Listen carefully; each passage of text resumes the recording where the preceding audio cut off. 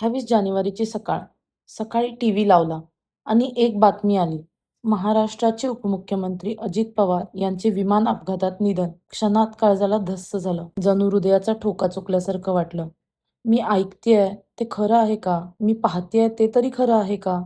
काहीच समजत नव्हतं. हे सगळं अगदी वाईट स्वप्न आहे आणि मी या स्वप्नातून कधी जागी होईन आणि परत दादा मला टीव्हीवर दिसतील. असंच वाटत होतं. दादा टीव्हीवर येतील आणि म्हणतील, "मी ठीक आहे. मला काहीच झालं नाही. काळजी करू नका. मी एकदम ठणठणीत आहे." असं सर्वांना सांगतील. या शब्दांची माझे कान वाट पाहत होते. देव एवढा कठोर नसेल असंच मला वाटत होतं. पण नियतीने आपल्याकडून आपला लाडका नेता, आपला दादा हिरावून घेतला. आपला कामाचा माणूस अचानक आपल्याला कायमचा सोडून निघून गेला. आज 6 दिवस झाले. तरीही डोळे अजून वाट पाहतायत, की दादा टीव्हीवर येतील, हसतील, काही विनोद करतील, सगळ्यांना हसवतील, ओरडतील. पण आता हे अशक्यच आहे. दादा म्हणजे गरिबांचा आधार होते. सर्वांच्या दुःखात उभा राहणारा भाऊ. कोणीही प्रश्न घेऊन त्यांच्याकडे गेला, तर रिकाम्या हाताने परत येणार नाही हे नक्की.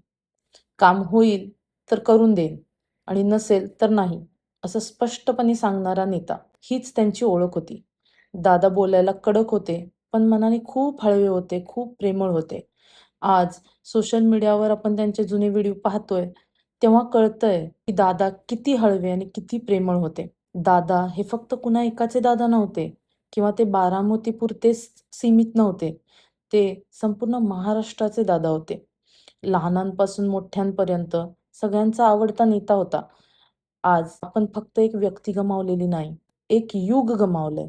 युवा पिढीचा आधार गमावलाय, प्रेरणा गमावली आहे, मार्गदर्शक गमावलाय. आज सगळंच हरपलंय. दादा, तुमच्याशिवाय सगळं रिकामं वाटतंय. राजकारण पोरकं झाल्यासारखं वाटतंय. महाराष्ट्र अनाथ झाल्यासारखा वाटतोय. तुमची जागा कधीच कोणी घेऊ शकत नाही. तुमच्या शेवटच्या प्रवासात आलेली ती प्रचंड गर्दी सांगते, लोक तुमच्यावर किती प्रेम करत होते. दादा, आज तुम्ही असता तर तुम्हालाही समजलं असतं, की लोक तुमच्यावर किती प्रेम करतात. तुमच्यासाठी आलेली ही माणसं हीच तुमच्या आयुष्याची कमाई होती. ही तुमची कमाई संपूर्ण जगाने पाहिली आहे. दादा, तुम्ही आमच्यासाठी कधीच गेलेले नाहीत. तुम्ही आमच्यासारख्या कार्यकर्त्यांच्या मनात आहात. आमच्या महाराष्ट्राच्या आठवणीत आहात. दादा, एक गोष्ट मात्र नक्की, तुमचे विचार, तुमची महाराष्ट्राप्रती असणारी प्रामाणिक सेवा आणि तुमचं महाराष्ट्रावर असणारं अतूट प्रेम, हे सगळं आमच्या हृदयात कायम जिवंत राहील. दादा, तुम्हाला भावपूर्ण श्रद्धांजली.